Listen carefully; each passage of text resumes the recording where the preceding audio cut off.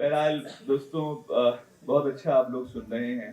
और अब देखिए, मैं किस तरह तारीफ कर सकता हूँ, पूरी दुनिया जिन्हें एजाज़ात से नवाज चुकी है।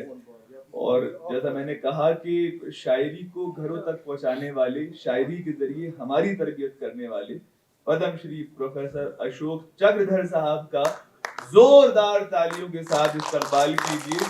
काश मेरे पास वो अल्फाज होते, काश मैं उस तरह की निजामत जानता कि आपको आवाज दे सकता। गुरुजी, गुरुदेव प्रोफेसर अशोक चक्रधर साहब, जोरदार तालियां एक बार।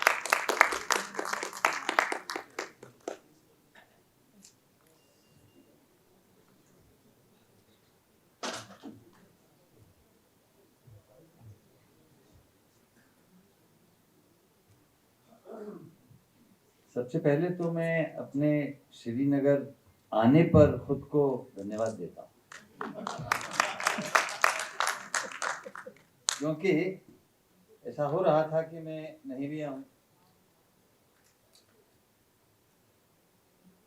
लेकिन हमारे रंजीत ने कहा कि चलना पड़ेगा।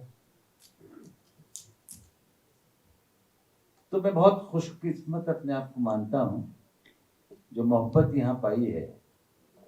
रशीद साहब, थोड़ी थोड़ी इंतज़ामिया के बारे में आपको लगता था कि यहाँ महामहिम आएंगे, और महामहिम ने बड़ी सादगी से आपको संबोधित किया, बड़े प्यार से आए। जब वो नीचे गए थे तो पर्दा बंद कर दिया गया था, हमको नीचे जाके वापस आना था। नीचे इतनी कुर्सियां नहीं थी तो सोचा यहीं बैठ जाएं। और उस वक्त चूंकि कहा गया ये भी कि मुझे सदारत करनी है इस मुशायरे की, कवि सम्मेलन की, तो बीच में बैठना है। वहां पे महामहिम की कुर्सी रखी हुई थी,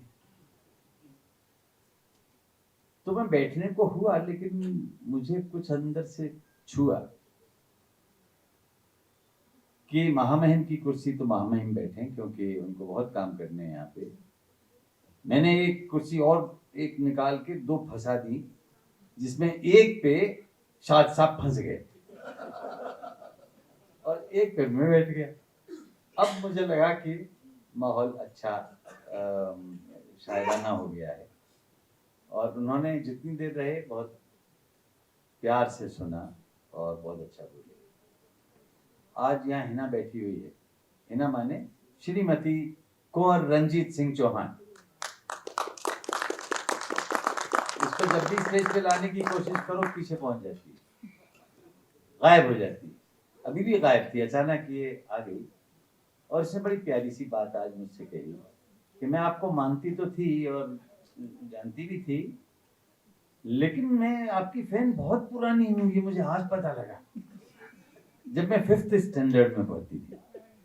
और इन्होंने मुझे मेरी वो कविता याद दिलाई जो इन्होंने 5वीं कक्षा में पढ़ी थी। मैं पहले वही कविता है ना तुमको दोबारा सुना देता हूँ, क्योंकि तुमने वो किताब से पढ़ी थी, मैं अपने ताब से सुना था। बहुत बातें हुई। दरवाजा जब शाद साहब घर पहुंच जाते हैं तो खैर मकदम करता है, दरो दीवार पर कितनी कितनी सारी बातें होती हैं। दरवाजा बहुत आसान सी बच्चों के लिए लिखी गई कविता है। दरवाजों से ना दीवालों से घर बनता है घर वालों से, दरवाजों से ना दीवालों से घर बनता है घर वालों से। अच्छा कोई मकान बनाएगा, पैसा भी खूब लगाएगा, और रहने को नहीं आएगा तो घर उसका भर जाएगा सारा मकड़ी के जालों से। दरवाजों से ना दीवालों से घर बनता है घर वालों से।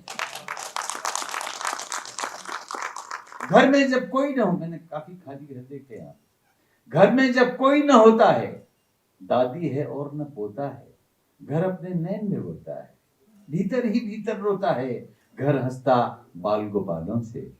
दरवाजों से ना दीवालों से घर बनता है घर वालों से, दरवाजों से ना दीवालों से घर बनता है।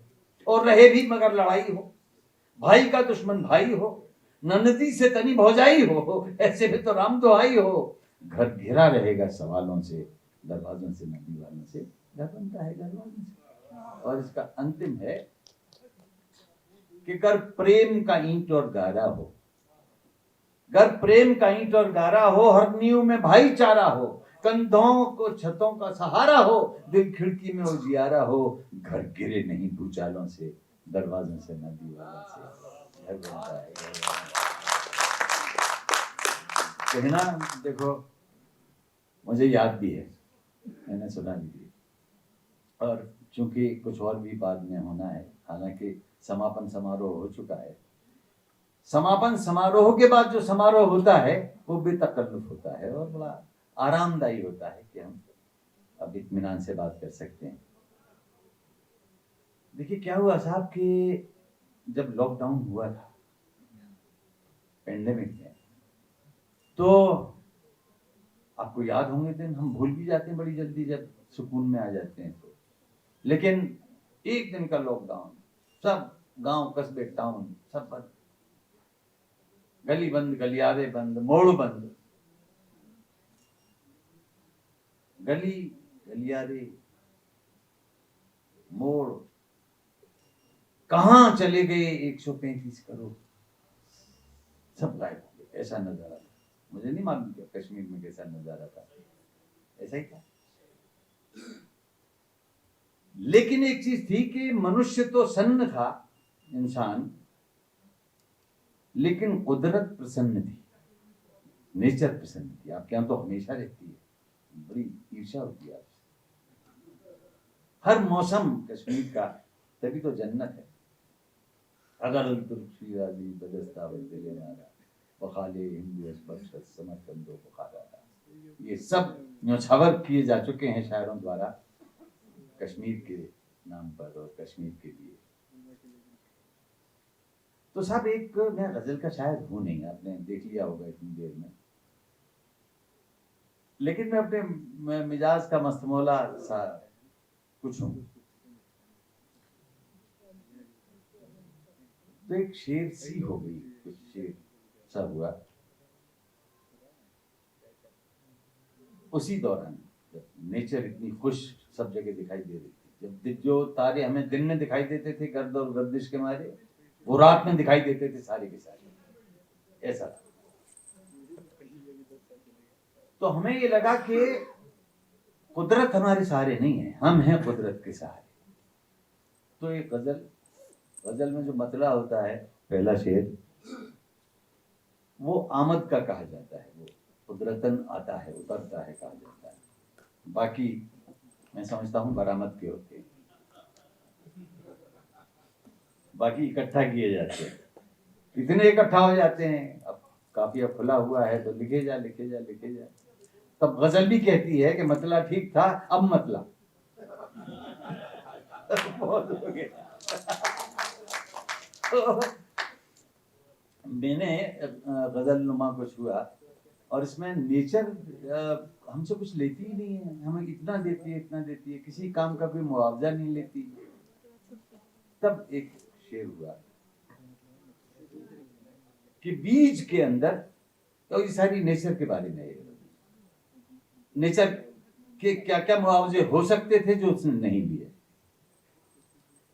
बीज के अंदर अंकुर ने अंगड़ाई ली, बीज के अंदर अंकुर ने अंगड़ाई ली, मदद करी माटी ने एक न पाई ली। नीचे से, बीज के अंदर अंकुर ने अंगड़ाई ली, मदद करी माटी ने एक न पाई। अब मेरा हौसला अफजाई करेंगे तब मैंने एक ऐसे आदमी को जो गजल नहीं कहता है वो कह रहा है, तो आप ऐसा न बैठिए जैसे कि बंदा सह रहा है। बीज के अंदर अंकुर ने अंगड़ाई ली, मदद करी माटी ने एक न पाई ली। भू के ऊपर, धरती के ऊपर, भू के ऊपर अंकुर झूम झूम नाचा, हवा इधर चल इधर नाचा, इधर क्या। भू के ऊपर अंकुर झूम झूम नाचा, झूम झूम नाचा, कहो हवा ने कोई नाच सिखाई ली, कहो हवा ने कोई नाच सिखाई ली। तिरता तिरता पत्ता तट तक आन लगा, तिरता तिरता पत्ता तट तक आन लगा, क्या लहरों ने कोई भी उतराई ली। क्या लहरों ने कोई भी, सब बिंब है, सारी इमेजेस हैं, क्या लहरों ने कोई भी उतराई ली। अब एक देखिए और बिंब इमेज कि टहनी ने एक फूल को झुमका बना लिया।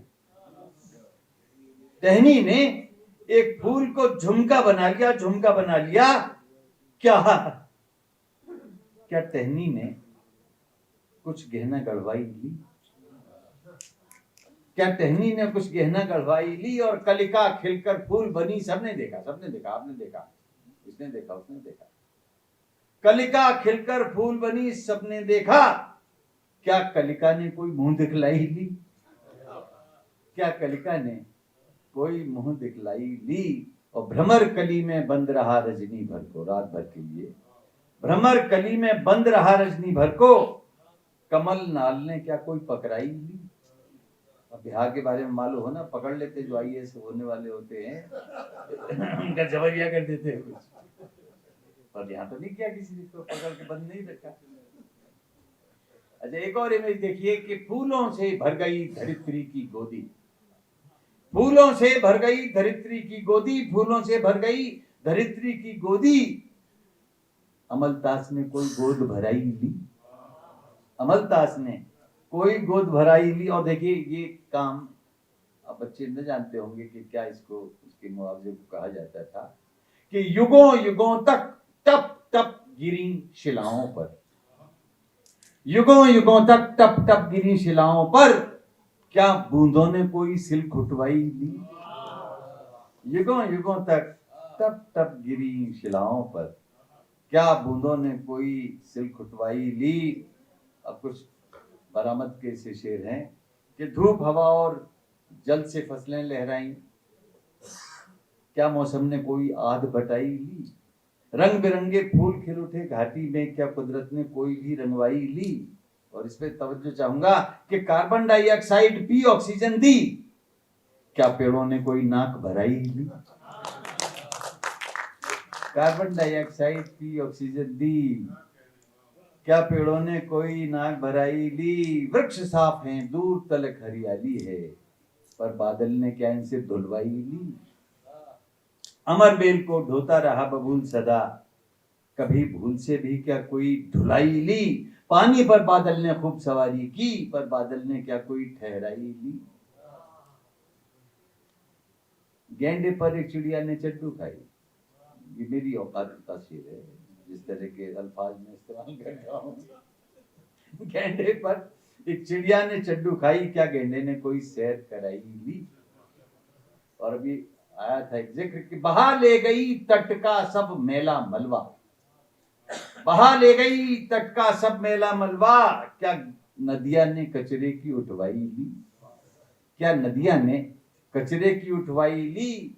और इस पे आपका ध्यान चाहूंगा कि तेज हवा से पीपल के पत्ते बोले, तेज हवा से पीपल के पत्ते बोले, तेज हवा से पीपल के पत्ते बोले, क्या हमने कोई ताली बजवाई ली? क्या हमने कोई ताली बजवाई ली? सभी कमेरे हैं कुदरत के कारीगर, नहीं किसी ने अपनी कभी कमाई ली। भर भर प्यार किया सबने एक दूजे को, नहीं किसी ने मेहनत की भरपाई ली। और सामईन मैं ऋणी हो गया हूं सबका, क्या मैंने तुमको ताली बजवाई दी? बीज के अंदर अंकुर ने अंगड़ाई ली, मदद करी माटी ने एक न पाई ली, मदद करी माटी ने एक न पाई।